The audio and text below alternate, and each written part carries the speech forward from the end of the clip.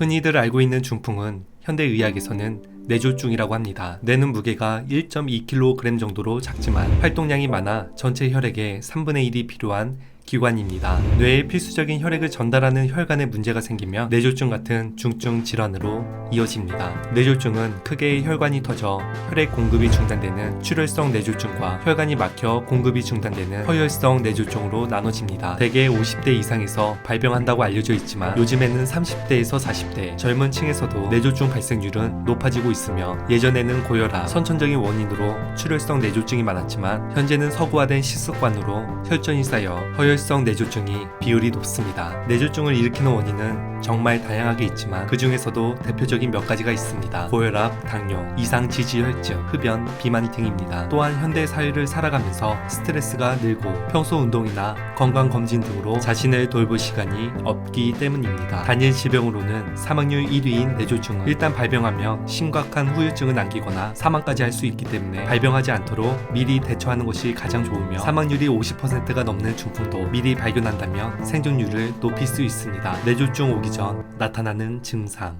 고혈압, 뇌졸중의 가장 중요한 위험인자가 고혈압입니다. 뇌출혈 환자의 75% 정도, 뇌경색 환자의 50% 정도가 고혈압을 동반합니다. 고혈압은 뇌졸중에 어떤 영향을 줄까요? 고혈압이 있으면 동맥경화가 일어납니다. 동맥경화가 일어나면 혈관의 벽이 두꺼워지고 딱딱해집니다. 이로 인해 혈관이 좁아집니다. 혈관 안쪽 벽이 손상되면서 혈액이 응고하여 혈전이 생깁니다. 이로 인해 혈관이 막히게 되어 뇌경색이 일어납니다. 혈관이 딱딱해지면 혈관의 탄력성이 줄어듭니다. 순간적으로 혈압이 올라가는 순간 혈관이 탄력성이 없으므로 작은 혈관 벽이 터지게 되어 뇌출혈을 일으킵니다.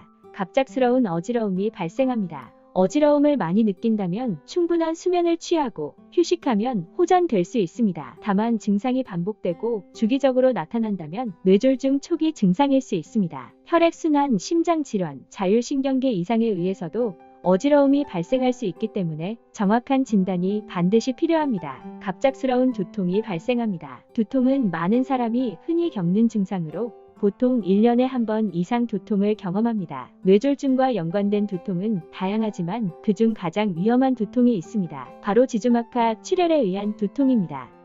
벼락이 치는 듯한 두통 또는 망치로 얻어맞은 듯한 두통이 발생하며 심한 경우 잠깐 의식을 잃을 수 있습니다. 두통은 뇌졸중의 전조 증상인 경우가 있으므로 꼭 주의가 필요합니다. 갑작스러운 시야장애가 발생합니다. 뇌졸중이 후두엽을 손상시키면 반대쪽의 시야가 캄캄해져 반쪽만 볼 수 있게 되는 시야장애가 발생합니다. 뇌관에 발생하게 되면 물체가 뚜렷이 보이지 않고 두 개로 보이는 복시가 생기게 되며 대부분 어지러운 증세가 동반됩니다. 언어장애가 발생합니다. 뇌로 흐르는 혈관의 손상은 영양과 산소 공급 차단으로 언어를 담당하던 뇌세포를 교란시켜 자연스러운 언어 사용 흐름을 깨뜨립니다. 정신이 명료한데도 상대방의 말을 이해 못하거나 물건 명칭이 생각나지 않기도 하며 알아들을 수 없는 말소리를 내거나 글을 읽지도 쓰지도 못하는 증상이 나타납니다. 마비 증상이 나타납니다. 한쪽 팔이나 다리가 점점 무거워지면서 움직이지 않는 편측마비가 나타납니다. 일반적으로 뇌졸중이 발생한 반대쪽의 팔과 다리에 마비가 발생합니다. 이 증상은 혈액순환 장애거나 뇌졸중 전조 증상으로 만약 한쪽 팔, 다리와 함께 얼굴까지 찌릿한 느낌이 들며